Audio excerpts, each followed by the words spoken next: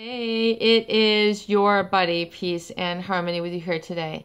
And we're zooming in and focusing in on a great observation or red flag that you should become aware of in yourself if you're in a relationship with a narcissist or a psychopath. And that is feeling empty, depleted, lonely, more alone after the experience than before. Feeling empty, feeling like your life is hollow, like it's superficial, like it doesn't have you in the mix. It doesn't have you in the equation. It doesn't have you in the facet. There's something that feels just yucky inside. You feel like perhaps something is wrong, but you can't quite put your finger on it. You feel like you've betrayed yourself, but yet you're supposed to be quote unquote living a life that looks happy on the outside, that looks to be like the thing to do. Going to the movies, going to the concerts, going to the restaurant, going to the bar, living this life of perhaps debauchery or sexual escapades and things of this nature that really sort of get you titillated or you are attracted to, but yet really don't give you in the long run what you're looking for. So it's going for that carrot, but never getting to the top. It's going for the sizzle, but never getting the steak, never getting really what you want. It's just getting that little tip that's dangling, and you really don't get a sense to get the substance. And when you are feeling this sort of hollowness, feeling somewhat lost, a lot of viewers write to me. I get tens and hundreds of emails, people pouring forth their stories, writing pages and pages and pages. And, ultimately it's, I am someplace I don't want to be right now. I am feeling lost. I cannot extract myself from this horrible feeling. And it's going on and on and on. So that is a red flag early on. If you are in a relationship with an individual where you do not feel, I think it's particularly that your values and your needs are able to express and live or air themselves, or what I call basically breathe themselves, be themselves in the relationship, being who you are. Take me as I am, as the great Joni Mitchell once said.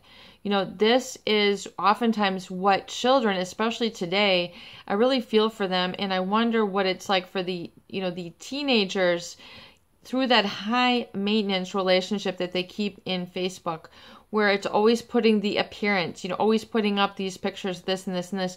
It doesn't show their true emotions. They're only enjoyed or embraced for specific sides of themselves. The superficial, how they look, where they're going, who's dating who, this and that.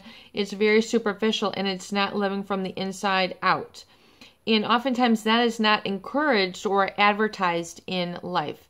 You don't see advertised, bring out your talents. You don't hear in the news all the accomplishments that are being made and what it takes to succeed. You're hearing all the negative talk. You're hearing the shock and awe. It's the storms that sell the papers. It's not the sunny days. And that's really because of ratings. And until you really can extract yourself and realize that's a lot of what media is. And, oftentimes those narcissistic relationships are what are promoted or held up on a pedestal to be attracted to or idealize or become mesmerized or feel like that's what you should pine after, that is what you should emulate. And then people get upset or feel sad or lost when they're trying to emulate something which is not their own true selves. It is all kind of an like living from the outside in. And until you make that switch, wherever it started in your life, where you thought that living this way or attracting this way was the relationship, this is where the fun was, this is where the popularity was. Whatever sort of standard you were trying to live up to or emulate that got you into this trouble, it's very important to pull that out almost like a thorn and say, wow, like this very little sort of motivation with me is set up this whole momentum to get me onto where I'm at. I'm basically, as I call it, it's like the blueprint or like the treasure map of your life. like in National Treasure with Nick, what's his name? I can't think of it. Not Nick Minalti, but Nicolas Cage. You know, it's like unraveling a long scroll and finding, you know, go here, this, go to this school, do this. It's like a treasure map. And then when you're living from that outside in perspective, you are then you're not honoring the values or the true authentic you. And oftentimes that is not, you are shamed for that. In other words, wanting to go to church, wanting to raise a family. Do you ever find that the narcissists and the psychopaths, they might have the appearance of being holy people, but what they actually do is oftentimes very different. You know, and oftentimes the narcissist won't claim to have a religion. The psychopath, you know, won't have an awareness of this. They won't live their life according to these values. Having what you can feel as emotion about them in a very directed, strong, or what is directing their life, a life purpose versus what can I get? Who can I look like? What kind of car can I drive? What kind of phone can I have with all the wildest apps? I mean, it's like an ultimate distraction from the inner life. And then so as you get older, and then your health starts getting your attention and saying, wow, I really have to take care of myself because this lifestyle is breaking me down, or, you know, this type of surrounding, this type of group is not where I want to land myself.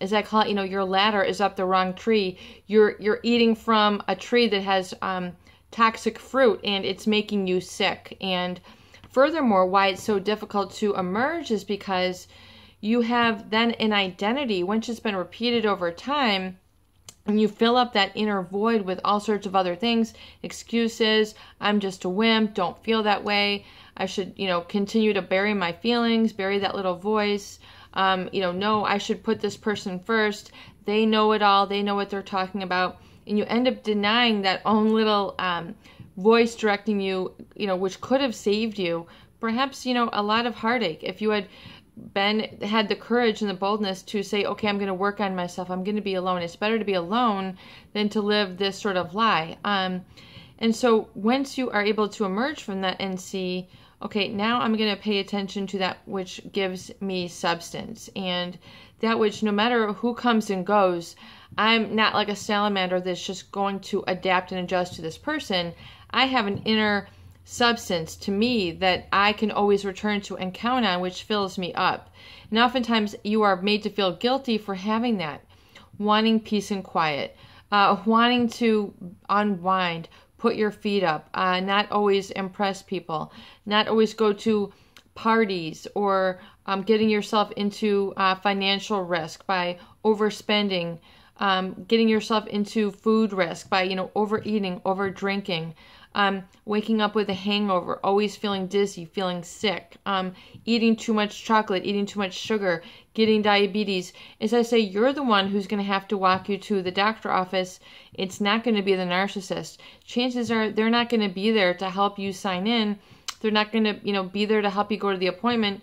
They're just going to be like, you know, what's so weak about you? Why are you so weak? I mean, they're not going to want to share that human humility, that sort of humbleness. And you will oftentimes, you know, be able to, that's a huge red flag if we can kind of really focus in on that one concept where you deserve to fill yourself up, and you don't have to be lonely. You can be secure and be with others who are able to validate and interact with that security and respect. So if you can learn from that and then make your number one perhaps rule or commitment or qualification to yourself, you know, for that next relationship, is that they, number one, have to be able to give me respect. They have to be people of empathy who are able to respect the type of person that I am. They have to respect what I stand for. They have to not criticize, chronically judge me, give me looks up and down, bully me, intimidate me. If not, they don't deserve to be in my inner circle, because who I surround myself is one of the most important decisions that I can ever make in my life, because who you surround yourself with is who you become.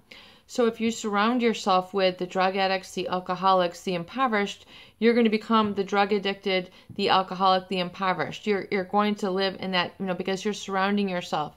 If you can gradually extract yourself and get away from that and begin to gently surround yourself with new types of people and give them eye contact, give them a handshake.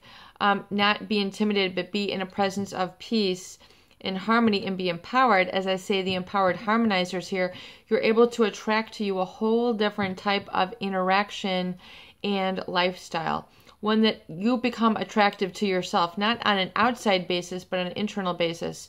You're living that life. You're able to live your life with the windows open, you know, the sun pouring in versus closed. You're able to walk through, you know, your life, your grocery store, and feel secure. You're not feeling like you're sick or depersonalized or having an out of body experience because you're so emotionally, your emotional cocktail of fear and intimidation and trying to overly obligate or become codependent is not what's driving you anymore. It's a whole new set of guidelines or guideposts, or what I call like a Northstar, that's really pulling you forward, and it's attracting that light to you, but you then are allowing the light to move through you. It's a very, very religious, metaphysical, spiritual, personal experience when you've let that go and you're allowing the good in life to smile upon you.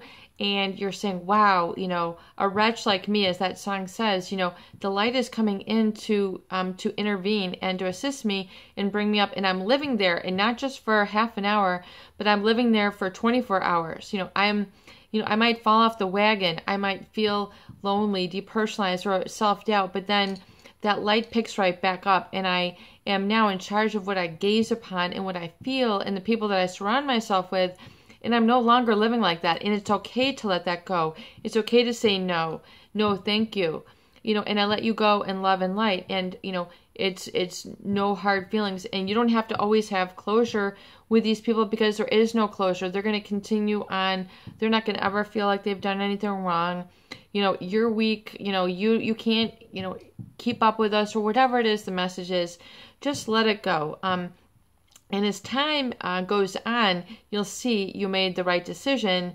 And now you're loving life, you're loving who you are, and you're loving who you surround yourself with and the talents that you're pulling out, because they're also pulling out that. And you're now surrounding yourself with people who are intellectual or talented or religious or smart or respectful and doing these things and living the good life. It doesn't mean that you're a wuss.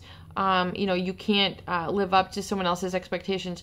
You've raised your standards and you're living the life that you want, and you're making your dreams manifest on a daily basis. It is your buddy, Peace and Harmony, with you here today. I hope that these videos do help. Please share and please subscribe for more great tools, videos, discussion, and support.